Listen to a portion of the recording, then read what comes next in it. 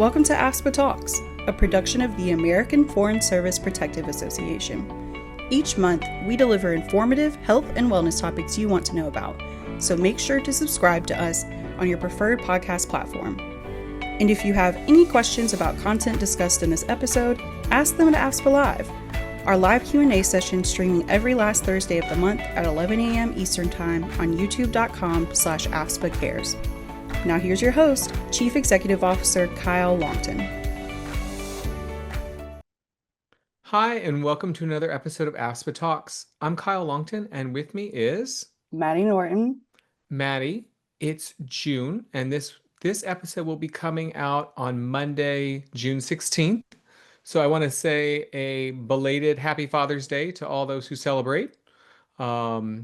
And it is Men's Health Month, so we'll be talking a little bit about that, but not so much today because June is also Pride Month. It is. Happy Pride to all our LGBTQ plus listeners, members, and allies. Absolutely. Happy Pride. We just wrapped up the World Pride celebration here in DC. It was great. And there's still celebrations going on around the world. And I think I heard something even in some other countries, it's not just June. There's things going on in July and so forth. So wherever you are, however you celebrate, be proud, embrace who you are. We are proud to have you as our members, as our listeners, and we're here to support you. And we'll talk more about that in just a minute. But before we do that, I want to talk a little bit about what else is going on this month, Maddie. Yeah, so we have a couple of different things going on. We have another webinar that will be coming out tomorrow, June 17th. It's Managing Employment Change, and we have that from 8 to 9 a.m., 1 to 2, and then 6 to 7. So if it doesn't fit in your schedule for one of those times, there's another time available. So definitely check out that. That's on our aspa.org/events page. And then on the 24th of June, we have a financial wellness checkup. You can schedule a 15-minute meeting with an expert from Prudential, and they will kind of walk you through any questions you have about your finances or anything like that. So definitely check those out. We do have a blog coming out next week as well about gender affirming care and what is gender affirming care. So if you're wanting to know more about that, definitely look for that. And yeah, those are our events. And of course, AFSPA Live at the end of the month. So we hope to see you guys there. Yeah, absolutely. And if you can't join us live on the 26th of June at 11 a.m. Eastern Time, then you can always catch a recording of that as well as recordings of our other events, not the Prudential events, the Managing Employment Change. You've got to be in those live, but most of our other events, including these podcasts, videos are available at youtube.com on our channel there, AFSPA Cares. And there's a lot of great back content that you can dive into and find what you're looking for. If you just search in the YouTube bar, you'll probably find something, or if you're looking for a certain benefit or anything, we've probably talked about it. So definitely use the search function. And I'll say this, if you don't find what you're looking for, if there's a topic you're interested in, we're always looking for input from our members. We want to make this podcast and our blogs and everything else relevant to our membership. So please let us know. You can reach out to us at outreach@afspa.org. I'm putting that on Maddie. So you can handle those suggestions, but we welcome them because we do plan several months ahead. And we are always looking to, as I said, do something that's relevant for our members' needs. Absolutely. So don't hesitate to email us and let us know. Yeah. So I want to switch back then to Pride Month. And I want to mention that I've been in contact with a number of members of AFSPA and just the broader federal employee community since the beginning of the year, by phone, email, even in-person meetings. And there have been concerns raised since January about changes to access to care, particularly changes to access for those now under the age of 19 who identify as transgender, or as we'll talk about today, who identify as somewhere on the gender identity spectrum other than the sex they were assigned at birth. I just want to say up front, and I've shared this before in a number of places, whether it's our podcast, our blog, AFSPA Live, these are not fora to discuss politics or even to get into the minutia of government policy. That's not what we're here for. Our goal since we launched the podcast has been to provide information to our members and other listeners about the programs and benefits available to them to ensure that they have the support they need. That's what we're doing today and what we intend to continue doing. We try to always include facts whenever we're speaking. And even in our blogs, you can see where we've included sources. So we try to make sure that everything is factual and that this is just a forum for everyone to learn. Love a good footnote. Yeah. Um, and I'll just say that our members are all over the world, and their needs vary as much as their geographic locations do. And we firmly believe that everyone matters. And we want to do all that we can to provide access to the medically necessary care that will help our members achieve their best version of themselves, to enable them, to all of our members, to live better and feel better. And since it is Pride Month, we want to recognize the unique needs of those who identify as members of the LGBTQ plus community. In particular, we want to focus on the needs of the youngest members of that community who may have even greater challenges accessing care, especially in certain parts of the world. Right. Places where it may not be safe to be themselves or to explore what they're feeling. Right. So today, AFSPA talks family support for LGBTQ plus youth, how parents and others can support their children or those in their lives who are exploring their identities in terms of gender identity or sexual attraction or both. Yeah, and we went into our archive for the interview portion of this episode and are reissuing an interview we did in June 2024 with Alyssa Clayden of the Truman Group. And Alyssa is a licensed clinical social worker who has provided international mental health care for more than 2 decades in a wide variety of settings. Alyssa works often with transgender and gender nonconforming folks, new and prospective parents, including infertility, folks with trauma experiences, and adolescents. Having lived, worked, and raised a family across 5 continents, Alyssa is passionate about providing high quality, intersectional mental health care to people living and working internationally. She believes that every person brings expertise, strengths, and skills to their lives and relationships. Alyssa teaches courses on equitable mental health care and has particular interest in the impact of intersectional identities on mental health. Alyssa's academic research focuses on how mental health care can be improved for folks with diverse ethnic, cultural, linguistic, racial, religious, and gender identities. And I will say in advance that we're grateful to Alyssa for speaking with us multiple times, Yeah. and again, this is a reissue of a previous podcast that we did with her, but she also, if we go back a couple more years, talked with us about some of the mental health considerations around infertility and pursuing treatment for infertility. So you can find that also in our archives. And I'll also mention, when Alyssa did this podcast with us, she was working with the Truman Group. They're a longstanding partner of AFSPA and the Foreign Service Benefit Plan. You can go back to our episode from May 2025 and learn more about the Truman Group and the services that they offer and how they work with FSBP members around the world. But today, without further ado, here is our conversation with Alyssa. Alyssa, welcome back to AFSPA Talks. Thanks, Kyle. It's good to be here.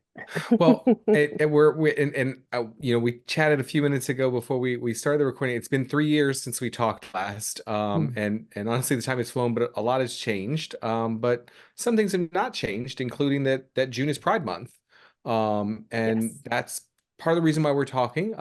It's Pride Month for members of the LGBTQIA community. And I know that a lot of your work is with people, particularly youth, who identify as members of this community. Mhm. And I so appreciated it. I mean, our last conversation was educational for me in a number of ways, and I really appreciated that you introduced me to more inclusive terms, such as gender identity spectrum and sexual attraction spectrum.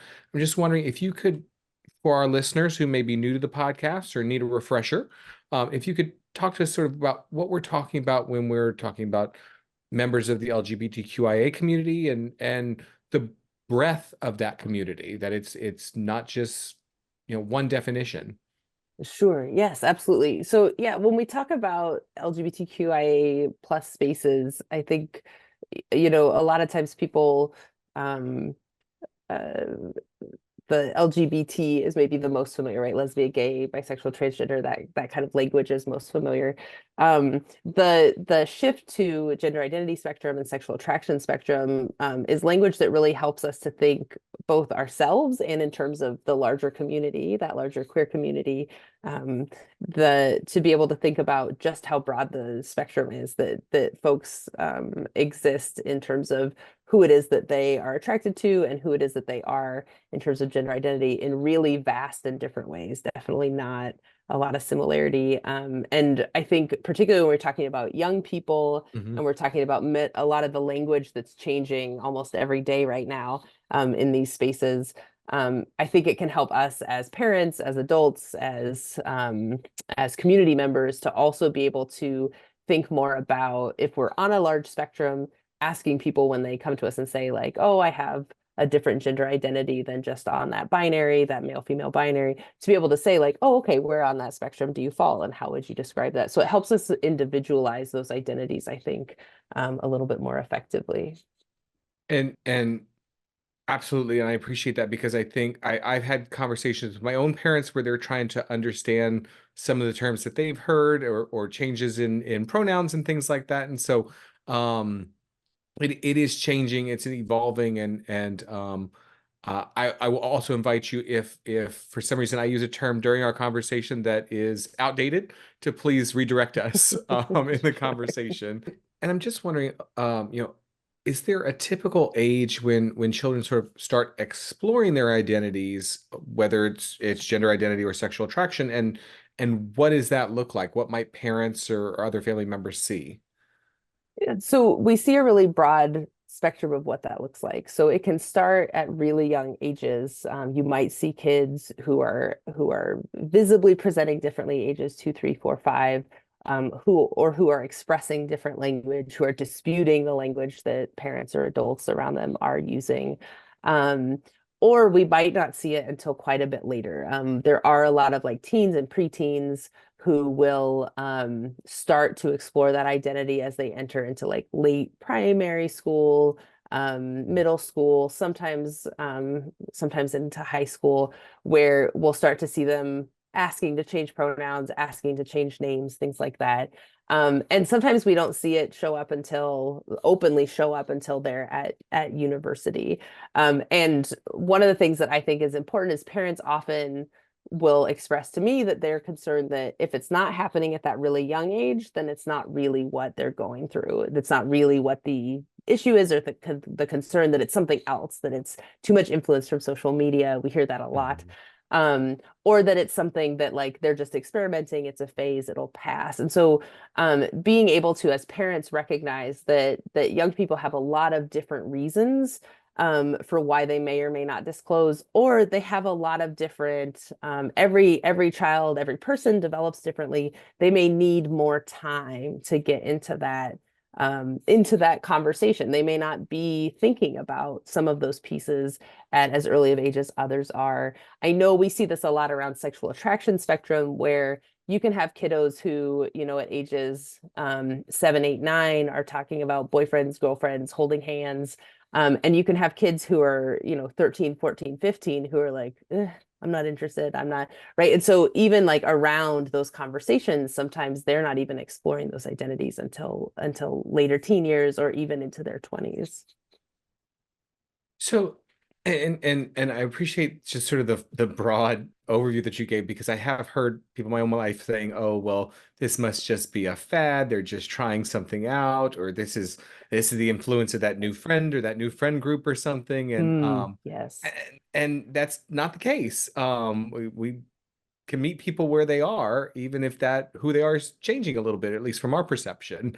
Yeah. Um, and so I guess I'm asking for the parents, assuming parents are listening. I don't know that we have a lot of children and teens who tune in for the podcast, but for parents and other family members and allies, like how can parents provide like an open space for children to explore and then also to talk about it? Hmm. One of the things that I think is most helpful from a parental perspective or an ally perspective is to not worry about whether or not you understand it.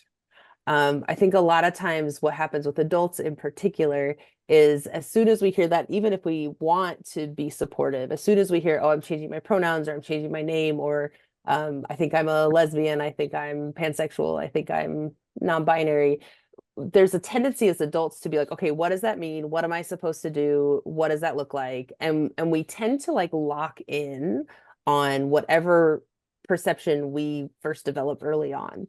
And that can be really difficult for the young person because it means that we're then not actually meeting them where they are. And so if we can think less about, I don't understand, right? So if parents say to me, like, I don't understand what this identity is, I want to, the most supportive parents struggle with the idea that I think there's a myth that you have like parents who are just like supportive and they're great at it and everything goes well, or you're not supportive. But that's the vast majority of parents that I work with, they love their children. They want to make their lives work for them. They want them to be safe and healthy and happy.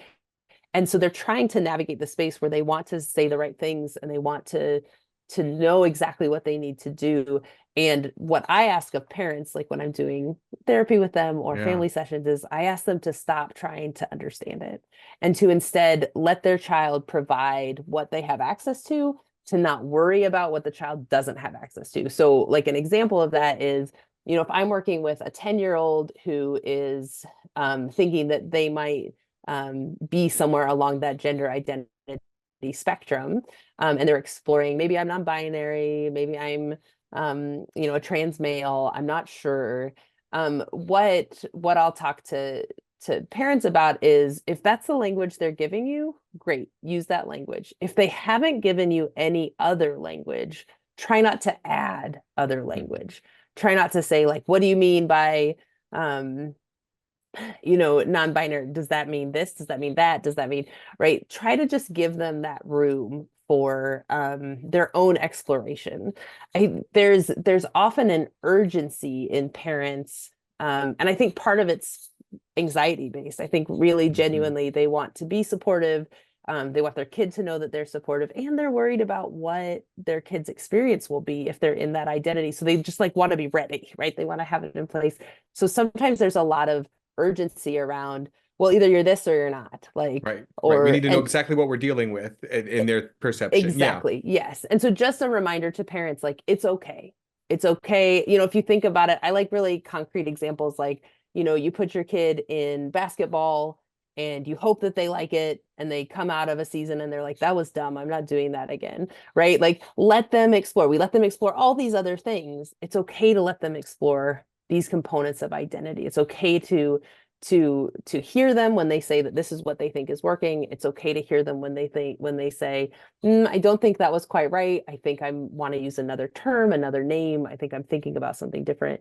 It doesn't change who they are. It just lets them move through that process really in a really genuine way, that what we see on the other end in terms of mental health means that they are, better adjusted, they know themselves better, they can take care of themselves, they have better resiliency and certainty in self.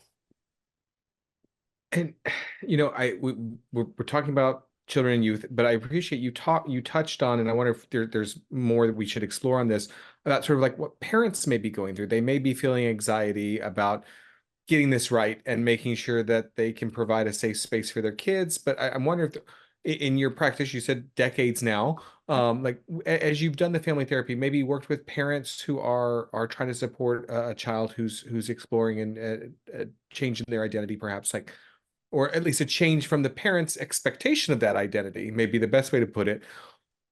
What might the parent be going through on their own, even if they're showing support to the child? What might they be feeling on their own? Yes, it's, I think a lot of times parents get kind of glossed over in this space, because for many of us nowadays, there is a goal to support kiddos who are, across that sexual attraction, gender identity, those spectrums, right? And so sometimes it's really easy to almost like demonize parents if they're struggling, right? To feel like they're not trying hard enough, or to feel like I know as clinicians, one of the things that we talk about is, if we have a first session with parents and there's a lot of language that we know would be harmful to that young person, sometimes we have to check ourselves and recognize that this is where this person's starting, and it's where they should be starting, because for them in that moment, that's where they are, right? We want to trust that that's their experience.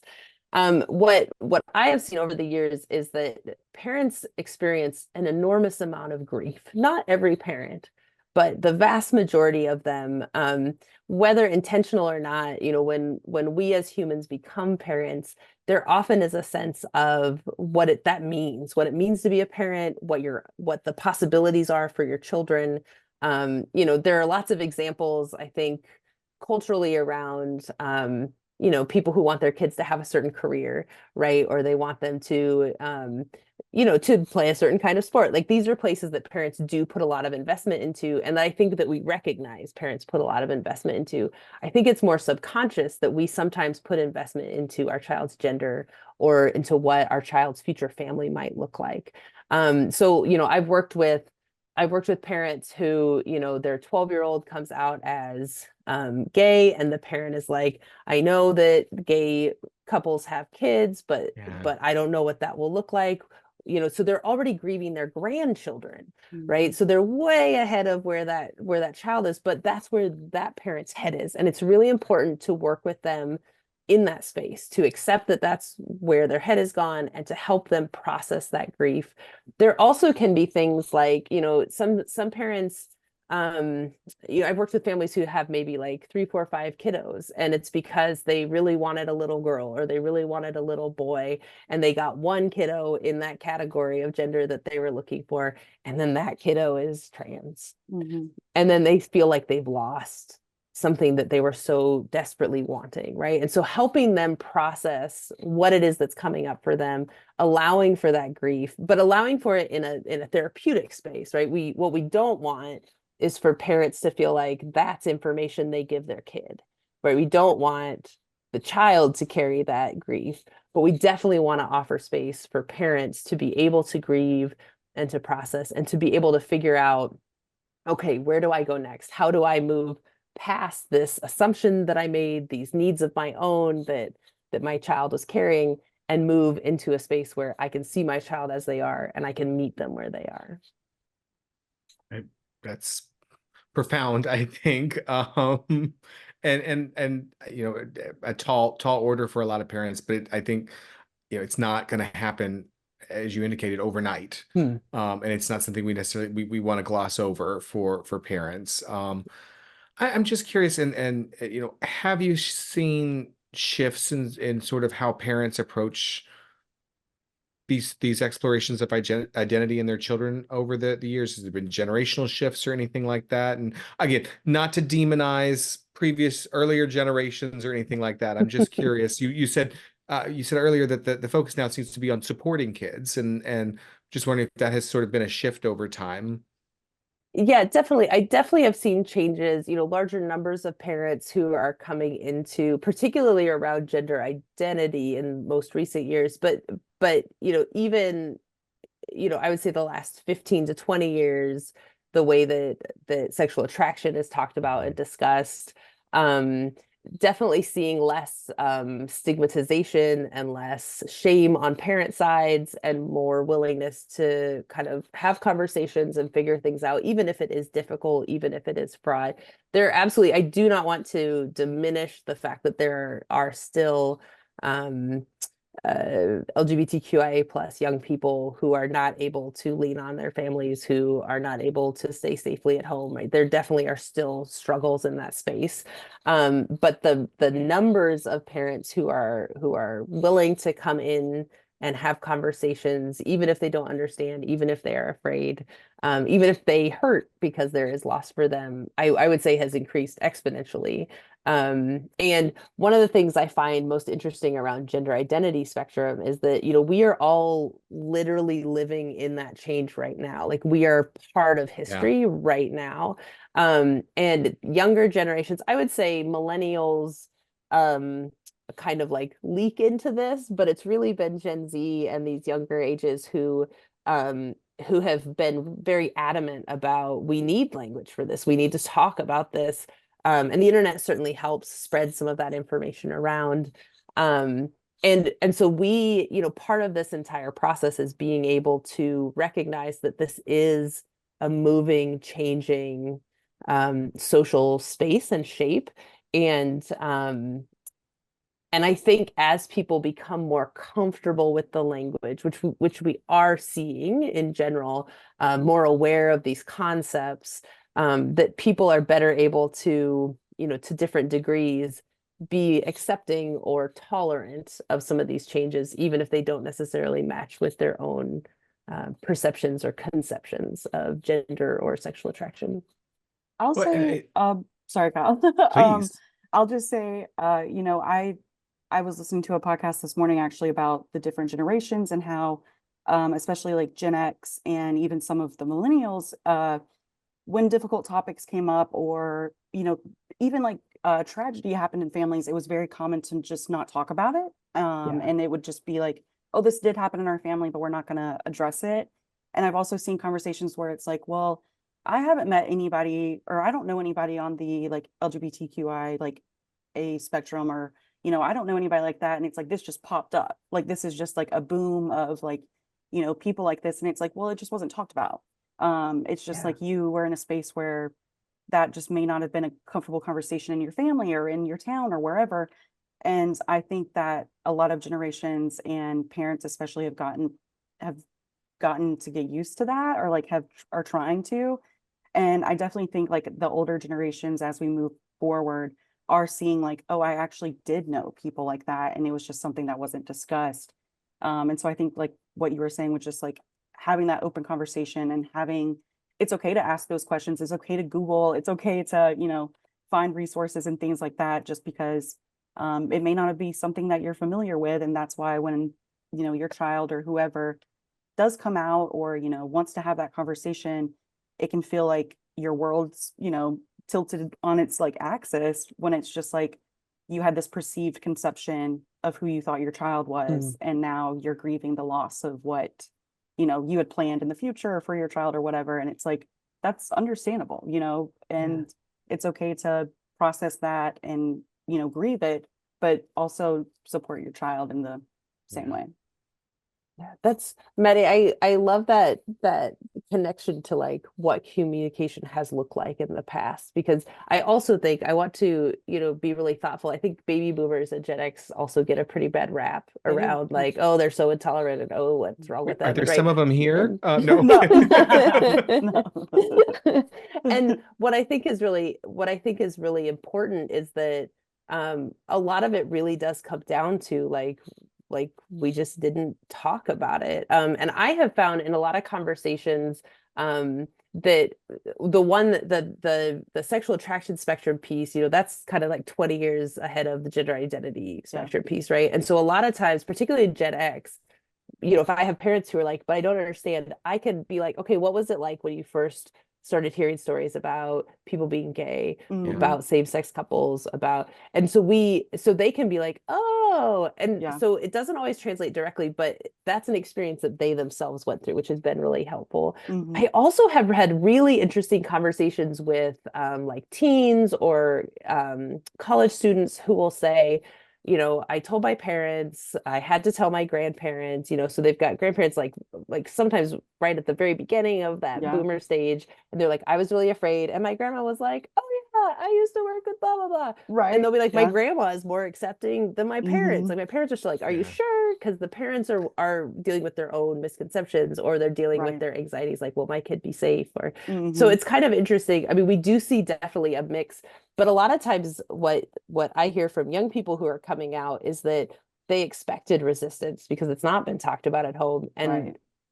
But because they started communicating, the rest of the family then started communicating back. And there's less intolerance than they expected. Right. And I think especially with like media today, like obviously we have the internet, but you're seeing more and more on like shows that are on the 8 o'clock hour, on like ABC, CBS. Shows where kids and even people are exploring their identities, to where it's like, you might be watching the news, and then the next sitcom comes on, and it's like you're being met with like this new idea, and it's something that can create conversations like that. So I do think people are having conversations just with like the media and everything like that. So I definitely agree with you might be surprised how tolerant some people are. I think that the representation in sitcoms, in literature, Yeah. and particularly you know, sort of young adult YA literature and so forth, like much broader than it used to be. And Alyssa, I really appreciate what you said, sort of like thinking back 20, 15, 20, 25 years to like, what did this look like when we were talking about changes in understanding of sexual attraction? And we're sort of in that same place now with gender identity. All right. And I'd love to know, are there any common misconceptions or myths about sexual identity and attraction that parents and even allies should be aware of when they're talking with their children? Just because I know being from the South and things like that, I've heard some strange things. And you know, it can be kind of hard to combat that. And I'd love to hear if there are ways to go about that. Yeah, it's it's such a big question, right? I think there are a lot of different ways that people kind of come to these conversations. One of the biggest ones around kids just as a whole is I'm surprised at how many parents and adults really lean into an assumption that social media and the internet are the only reason that any Yeah. of this exists. And kind of the fears around, does that mean we should cut off access? Will they go back to who they were if we cut off access, right? A lot of things like that sexual attraction and gender identity are socially influenced. And so being able to help people understand that these are components of who people are, and that it's not about, it's not like all of my friends wear berets, Yeah. and so I'm going to wear a beret, right? I hope Yeah. there are groups of kids like that everywhere. Mhm. But instead that sometimes when we get exposure to things, when we have information that we didn't have before, it helps us to really think a lot more about ourselves. Working with folks who are living overseas, an example that I will often give is, you come out of your home country and you go to another country and you have these assumptions about like what appropriate behavior is. And then you're living in this other country and culture and you're seeing behaviors that like back in the US, if that's your country of origin, would not be acceptable, would not be an option. And yet that's what everybody does, and nobody's upset except me, the foreigner Mhm. who's in this space, right? And so I think a lot of times being able to think more about when we are exposed to something, only then do we know what our biases and assumptions are. And that there's also room to reinvestigate who we are and ways that we could operate differently. Maybe I think a lot of folks who work overseas will actually adopt things from the cultures that they've lived in, that they're like, gosh, I really like that piece. I really Mhm. think that is a useful way to think about my home, my community, my family, myself, and they'll integrate that into their identities, not because they are giving up a piece of themselves or it's peer pressure or anything like that, but because that's something that's part of who they are, but they never really knew that was an option. And so it's a little bit similar when you're talking sexual attraction, gender identity. If we don't have the language, how are we supposed to communicate that? And so one of the great things about that access online is that it does help people look. But what it also means is there's a lot of information out there, and there's a lot, like I said, we're history building as we go. And so it means that young people also, they might chop and change quite a bit because they're trying to figure out what makes sense for them, as we all do, right? We all go through those phases when we are in our teenage years, even as adults. There are a lot of folks who are transitioning as adults now. Yeah. Where we have to try to figure out who we are, how we want to identify, like what best defines who we are in our identity. And so I think there's also a myth that like if your kid comes out and says, I'm a lesbian, or your kid comes out and says, I'm a trans female, that's who they are. And so even the most accepting parents will be like, great, okay, that's your identity. And then maybe in a couple of years, the kid says, that's not quite right. I think what I am is this, or I think the language that best fits is that. We see a lot with gender identity. We see a general pattern where first people come out as on the gender, on the sexual attraction spectrum. Yeah. So they first will express a difference in sexual attraction other than heterosexual. And then a couple years later, they'll express, that's not quite right. Actually, I think this is more of a gender identity issue and identity building component than it is sexual attraction. And parents often really struggle with that. They'll say, Yeah. no, they're not. That's not what your identity is. It's because you identify as a lesbian, that you think you're trans masked, that you, so that's not, and that's not a requirement. So really helping, I think in terms of the mythology, helping adults recognize that this is a process. You know, we can't expect people, we don't expect that of ourselves in a lot of ways, that we would just know that this is exactly who we are and who we want to be, especially at age 10 or at age 15. But allowing room for that process, and that if just because a kid picks one thing, one language piece, and then changes it, doesn't mean that it's inauthentic or doesn't mean that they've changed their mind. The only other one that really comes to mind for me, there are lots of myths and misconceptions, I think, just, you know, in general, but they are in small pockets. But these are ones I see really consistently. And one of the other ones is sometimes trans youth, they will go through like presentation transition, and maybe they're looking at starting hormones, and they might express to their parents, you know, sometimes I wish I hadn't, sometimes I wish I wasn't trans, they'll say. Sometimes I wish I hadn't ever made the change. And parents will say, oh, you're not trans. Oh, we need to transition back. Oh, you need to change your presentation. And when I talk with kids who are using that language, and a lot of kids do, especially in recent years, as like conversations about gender identity have become so public, in a way that I certainly have never seen before. They will say, I'm not expressing that I'm not trans or that I'm not happy with who I am or that I don't want to continue forward. I'm expressing that this is hard. Yes. Yeah.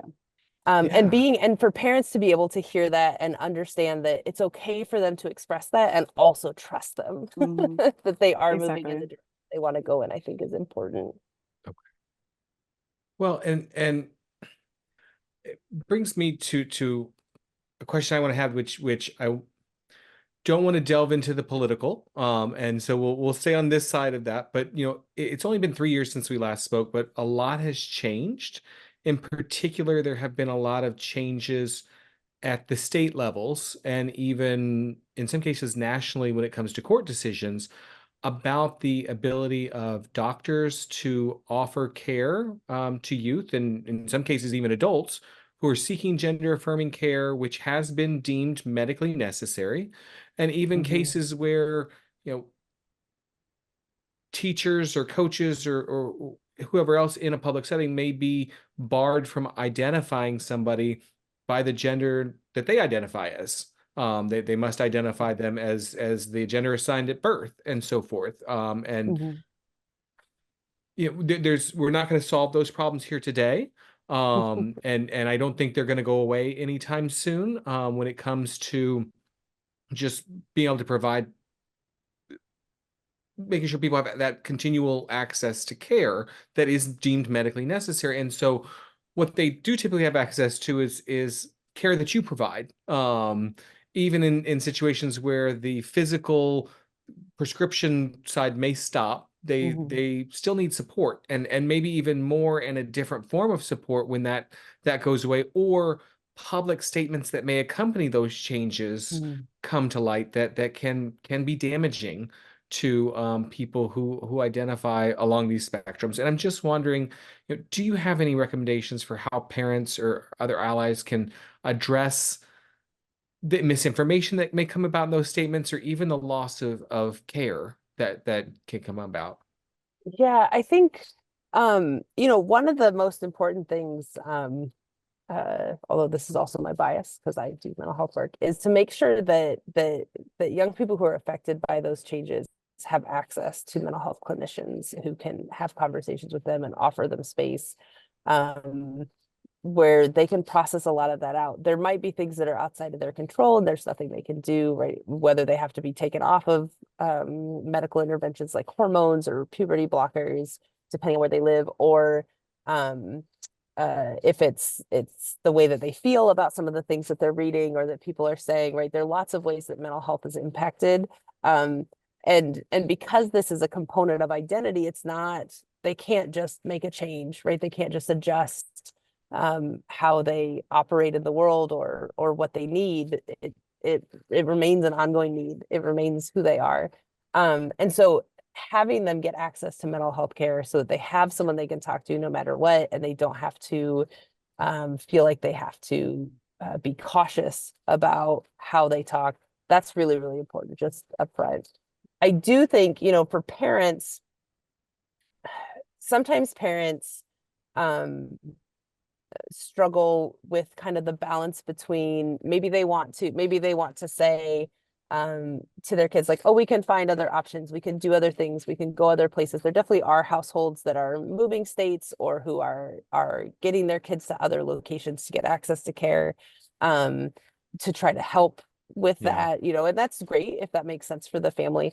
But it isn't always an option. And sometimes for parents sometimes have expressed to me that like if something like hormones for kids under 18 have been removed from an option, that Right. sometimes they feel some relief about that because they themselves, they want to support their kiddo, but they also feel kind of anxious about what hormones might do, right? So they might be struggling themselves with kind of what is the best option. So they feel like that's been taken out of their hands. So they sometimes feel a little bit better about that. And so helping parents to recognize what parts of this process are good for them to talk to kids about and what parts aren't.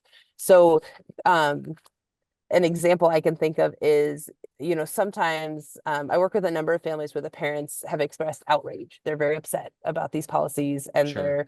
they don't think it's okay and they want it to be different, but they're expressing that a lot to their kid and they feel like that's supportive of their young person. See, I'm angry. See, I support you. So this is bad. But what the young person hears instead, a lot of the time, what they'll talk to me about is, I feel like I have to take care of my parent. Why is my parent so like it's me? Yeah. So it's really interesting as the parent is trying to be supportive. Sometimes they get lost a little bit in like that macro piece and have a harder time kind of seeing where their kiddo is. Um, One of the other ones then is sometimes parents will disclose like, well, I'm glad we don't have to make the decision, now that you can't get access to hormones, we don't Oh, have to worry sure. about if it would have been negative. And that also can make kids feel really negative. Sometimes parents haven't disclosed their uncertainty before, and it comes out in this space, and parents think it sounds very supportive, and it kind of helps the child have less distress over policy changes. But then often what I hear from kiddos is, I thought they were on board, and now it Yeah. sounds like they weren't, and what does Was that mean? And so that can be really quickly confused and it can really quickly become a difficult dynamic. So for parents, kind of helping them, also think about um, asking more questions of the child. How are you feeling about this? I notice this has been coming up in my feeds. Is it coming up in yours? Do you have any questions? What can I do to support you? Rather than kind of like stepping in and trying to fix whatever they feel like is going on by projecting ourselves as the adult into it. That question and letting the kiddo lead, I think, is a really big part of managing, changing social and cultural dynamics. Well, and that's in the US.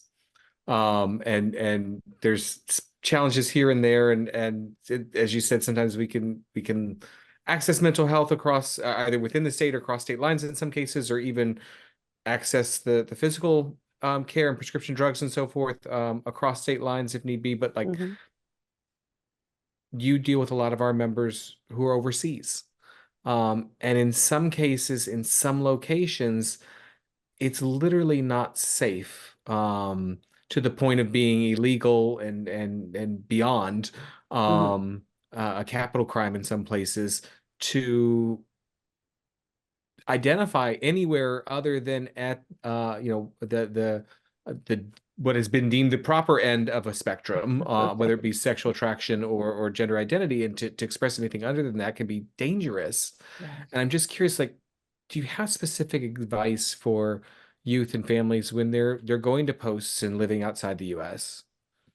Yes. So this is such a complicated part of, any kind of foreign service work, right? Because um uh you have kiddos who are in international schools that often are talking about maybe more Western or more US centric values, um, but are within a national context where those values might be different, or certainly some of those laws might be different.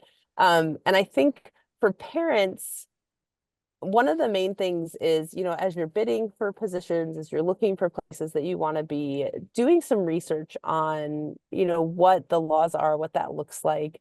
What young people often describe is that in countries where there's no like explicit law, like um, it's maybe not standard or typical to see folks who are on the gender identity or sexual attraction spectrums in public spaces, but it's not specifically legislated as a crime, that there's more overall tolerance kind of across the board. It's not even something that's necessarily talked about. And so that gives them some freedom. There's more safety there. Things can be a little more accepting or tolerant.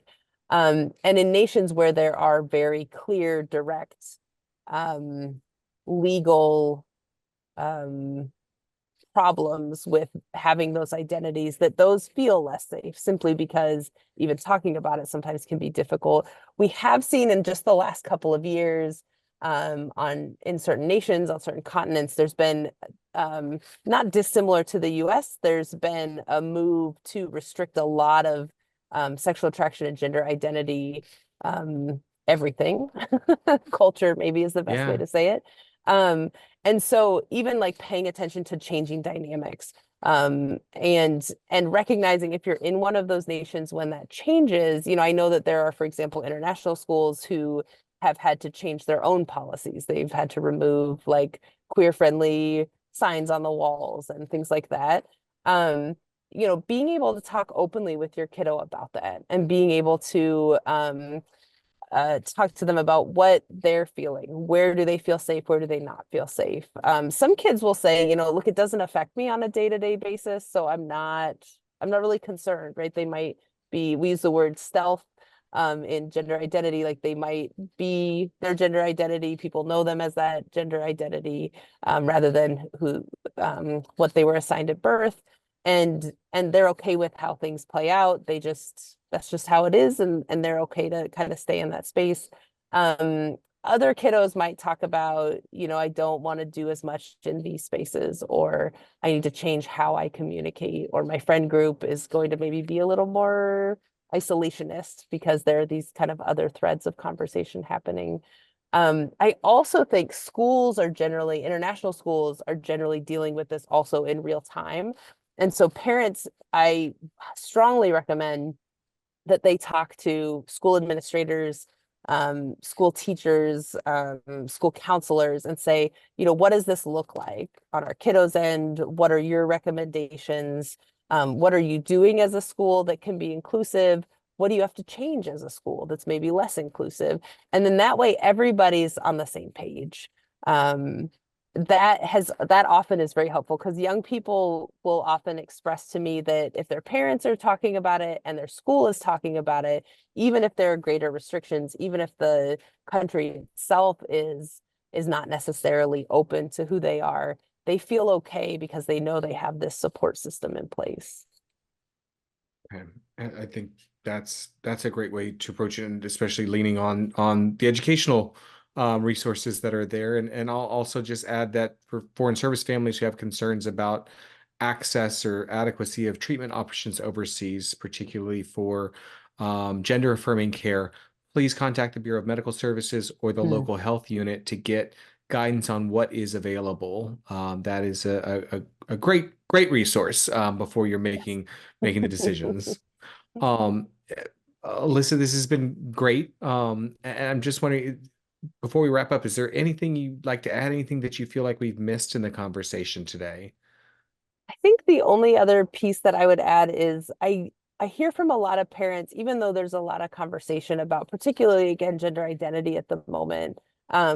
But for parents who have kiddos who are coming out in these spaces and who are having these conversations, a lot of them talk about feeling alone and about feeling ill-equipped. And so I always recommend that folks remember that there are communities all over the globe who are going through these experiences, to not feel like it's something you have to carry by yourself, to seek support, to find other families. I know just from the work that I do with Truman Group, we know there are multiple families in probably every international school out there who are going through this, even if they're not disclosing it.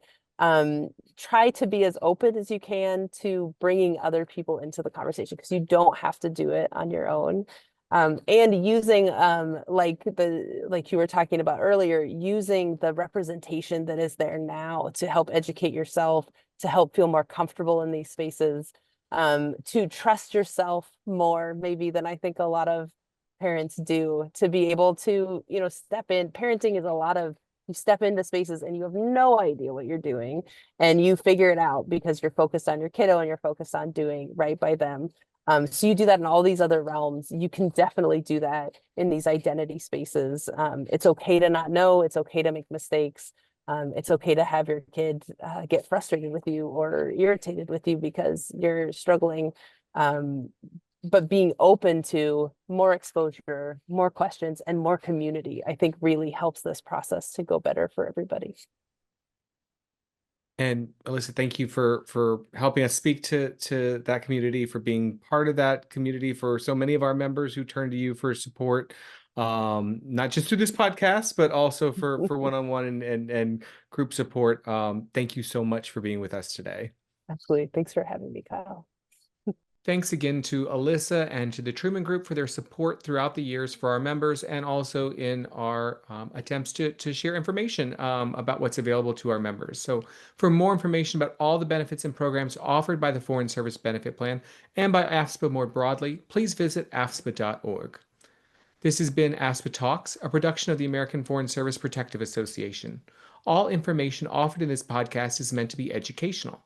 The views expressed by the hosts and guests are their own and do not necessarily represent AFSPA. Should there be any discrepancy between information offered in this podcast and official plan documents for the Foreign Service Benefit Plan or the other products offered by AFSPA, the policy provisions will prevail. Thanks for listening, and be sure to subscribe to AFSPA Talks to catch our next episode. Please rate and review us on your favorite podcast app, or share feedback with us on Facebook, Instagram, LinkedIn, or YouTube. Search for AFSPA Cares. We'll talk again soon. Happy Pride. Thanks for listening to this episode of AFSPA Talks. Be sure to subscribe to our channel so you'll never miss an episode. If you have any follow-up questions about the topics in this episode, join our AFSPA Live Q&A session on the last Thursday of every month. We will be streaming live at 11 a.m. Eastern Time on our YouTube channel at youtube.com/AFSPA Cares. Thanks for listening.